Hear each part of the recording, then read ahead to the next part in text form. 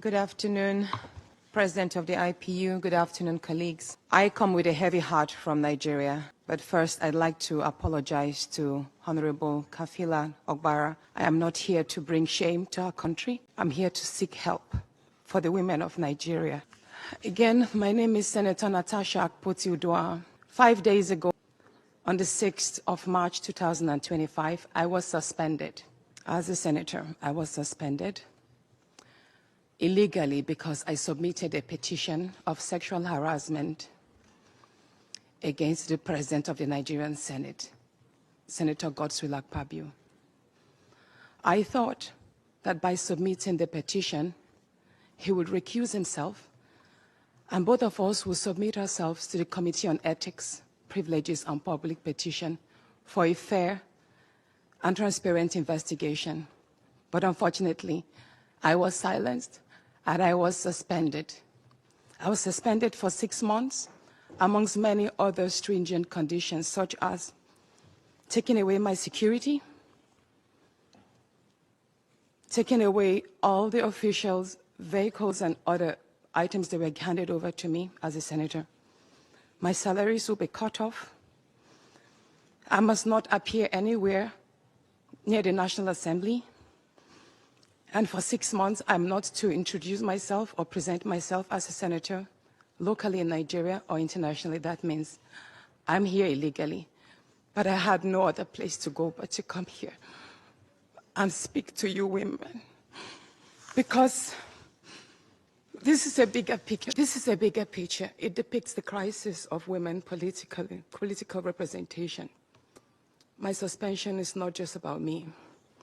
It's about the systemic exclusion of women from political leadership in Nigeria.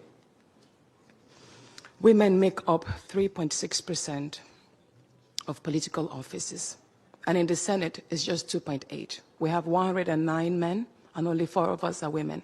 So right now, it's 108 with only 3 women.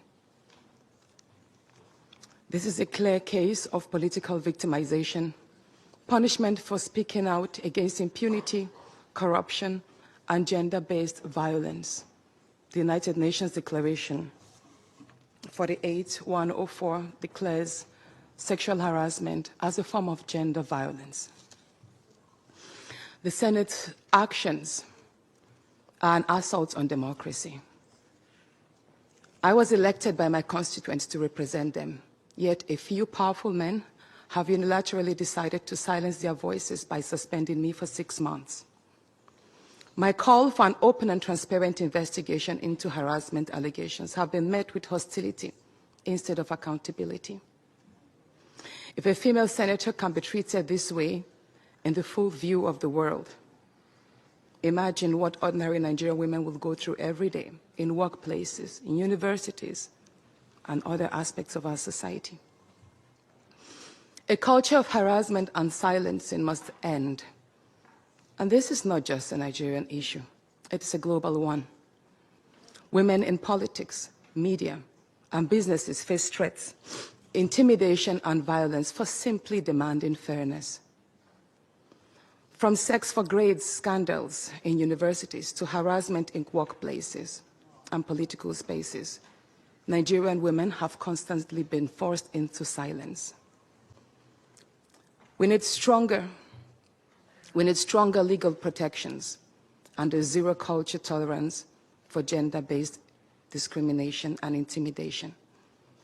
My call to the international community is such that the world must not stay silent as democracy and women's rights are rolled back in Nigeria.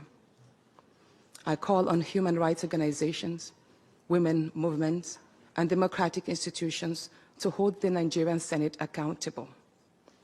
Nigeria needs global partners to push for women's political inclusion, safety, and protection from political harassment.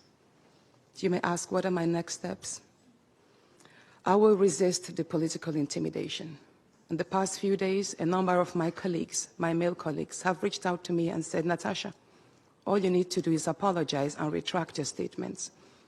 And I told them I am not going to apologize. I will not apologize for my truth.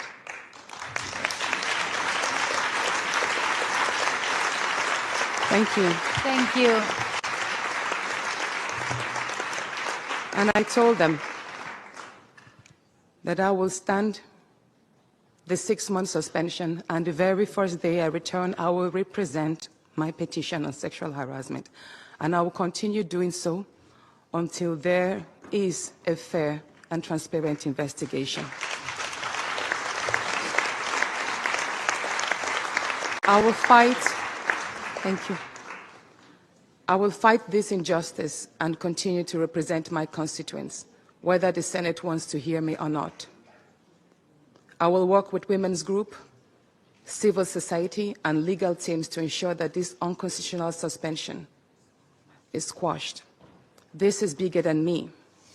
This is about ensuring that no other woman in politics or public office will ever be silenced again. Thank you so much.